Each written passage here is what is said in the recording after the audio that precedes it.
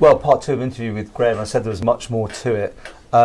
Should we go to that point yet, when you end up back in the court system? Yeah, so in this period, end of 2004, 2005, I was really trying to turn my life around. I was trying to engage with service providers, mental health, you name it, and none of it was working. Started getting involved with a thing called Starist, which started to change my attitude and how I was looking at life. Got involved with a church, but I was somewhere, got into a fight, and then I got 5 days later got nicked for attempted murder. Okay. So now I don't want to go into names and things, but you were found guilty, were you? No. So what happened was I was nicked for attempted murder, and I was remanded. And when I was sat in the old Victoria Road prison, I made a decision that I was going to radically change my life, and all the energy I'd put into doing wrong, I would put into healing. So I think I was on remand 3-4 months. I got out. I walked away from my old life. Completely and utterly walked away. Okay, that means no more alcohol, no more drugs. No more, is it that doable? Oh, is it that doable to just cut it? I mean, most people I thought, weaning off or coming down. So when I was in prison, it was the first time in most probably 20 years I'd been straight, because I made the decision when I was nicked. That was it. Yeah. So I rattled in prison. I got off most of the drugs. I was still on lots of medication.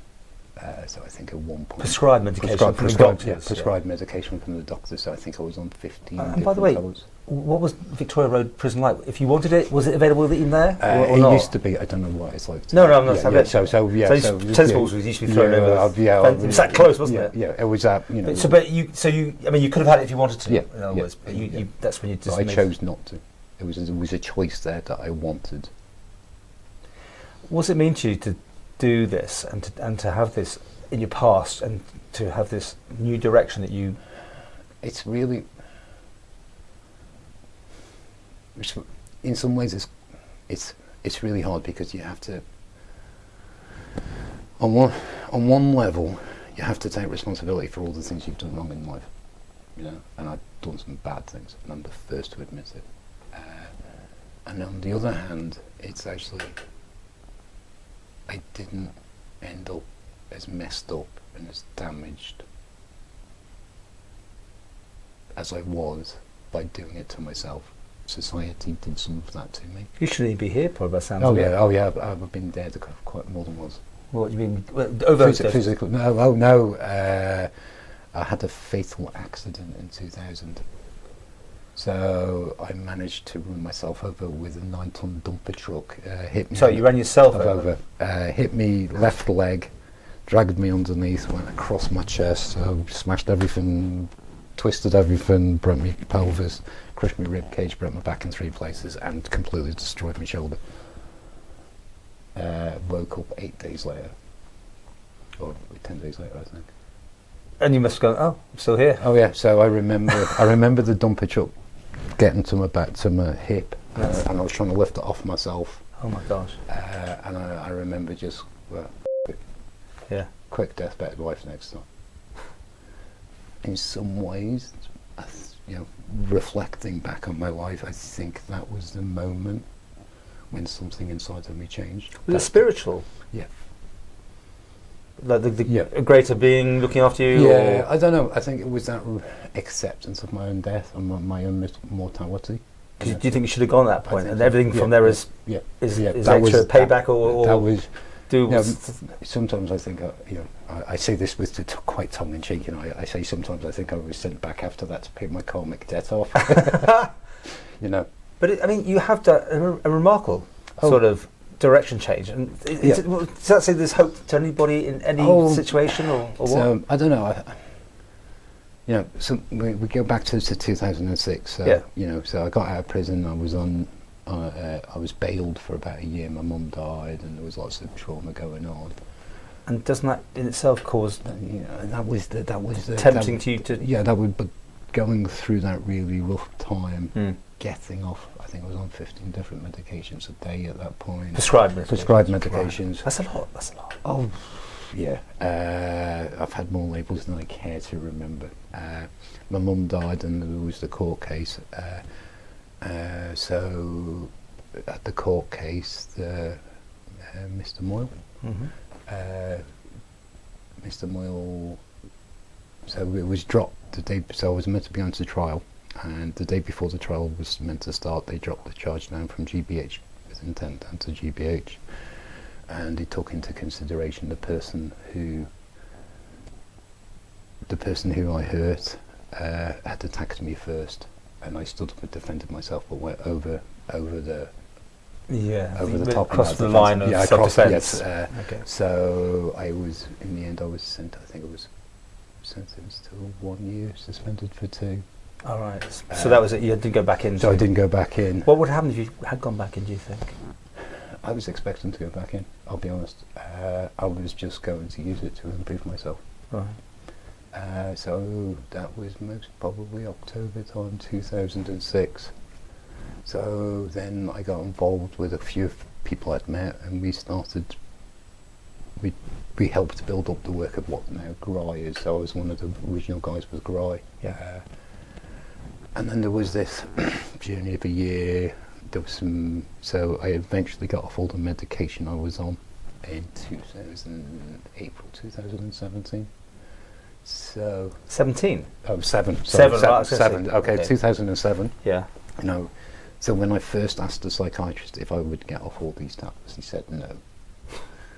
You'll be on them for the rest of your life. So 2 years, 3 years later. What a strange thing to say. It give you no hope at all there, was it? Yeah. I can be quite bloody-minded. You know what I mean? So I got off all the meds. Getting off the antidepressants was the worst. It was hell. In fact, when I got off the antidepressants, it's the only time I've had to slip on the journey. Okay. So I went backwards and then just whoa. Well, there's always that potential. I mean, how bad? When you say just what you took something? Yeah, I used. You used. Okay.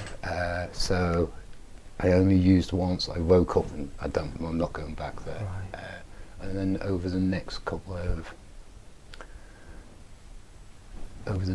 months, I realised that I needed to deal with my past. So all the trauma, all the things I'd done, all the things that had happened to me, living in that life, you do get damaged, emotionally, spiritually, psychologically, because there's so much violence, there's so much anger, there's so much hate, and it's sort of, you wear it.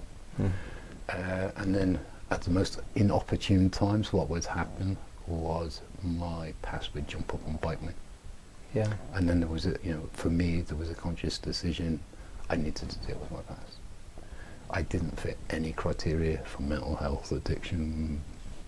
I'd been asking for years to go to rehab. I'd been asking for the help that I needed, but it was never available. So I basically I'd already walked away from the services. So I then ended up going to the UK. And the first place I went was a Roman Catholic Institute, which was the Institute of St Anselm's in Margate. And I spent a year, one of 55 on the course. I was the only non-Roman Catholic. I was the only one with an English accent. I was the only one who wasn't a nun, a monk, or a father. And I learned about belonging, I learned about healing, I learned about the spiritual path, and I learned about community.